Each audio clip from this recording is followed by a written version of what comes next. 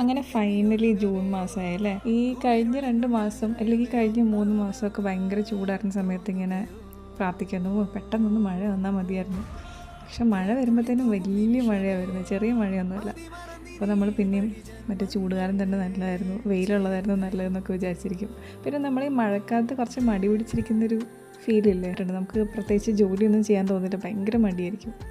പിന്നെ ഈ school time എന്ന് പറഞ്ഞാൽ എനിക്കൊക്കെ പണ്ട് സ്കൂൾ തുറക്കുന്ന സമയത്ത് ഫസ്റ്റ് ഡേ പോകാൻ ഭയങ്കര ഇഷ്ടമായിരുന്നു. കാര്യം ഫസ്റ്റ് ഡേ ഹാഫ് ഡേ ആയിരിക്കും. ആൻഡ് മിക്കവാറും നിങ്ങൾ ശ്രദ്ധിച്ചിട്ടുണ്ടോ എന്ന് അറിയില്ല, ഫസ്റ്റ് ഡേ ഒക്കെ മഴയൊന്നും അങ്ങനെ കാര്യമായിട്ടുണ്ടാവില്ല. അതെപ്പോഴും അങ്ങനെയാണ്. ജൂൺ ഫസ്റ്റ് ഏറ്റവും ആദ്യത്തെ ദിവസം സ്കൂളിൽ പോകുമ്പോൾ അന്ന് മഴയേ ഉണ്ടാവില്ല.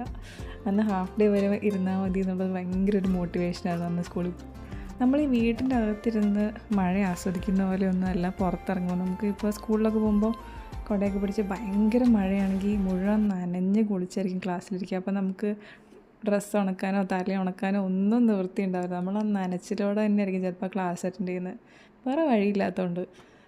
അതേസമയം വീട്ടിലിരുന്നിട്ട് അല്ലെങ്കിൽ നിങ്ങളൊരു ജോലി ചെയ്യുന്ന ഒരാളോ ഒക്കെയാണ്, നിങ്ങളിപ്പോൾ വർക്ക് ഫ്രം ഹോം എടുക്കുന്നത്. ഞാനിപ്പോൾ വർക്ക് ഫ്രം ഹോം ആണ്, അതുകൊണ്ട് ഞാൻ വീട്ടിൽ തന്നെ ഇരുന്നിട്ടാണ് മഴ കാണുന്നത്. അപ്പോൾ അത് നല്ലൊരു രസമാണ്. പക്ഷെ പുറത്തോട്ട് ഇറങ്ങിക്കഴിയുമ്പോഴുള്ള മഴ അതത്ര വലിയ സുഖമില്ല. നിങ്ങൾക്കൊക്കെ എങ്ങനെയാണ്?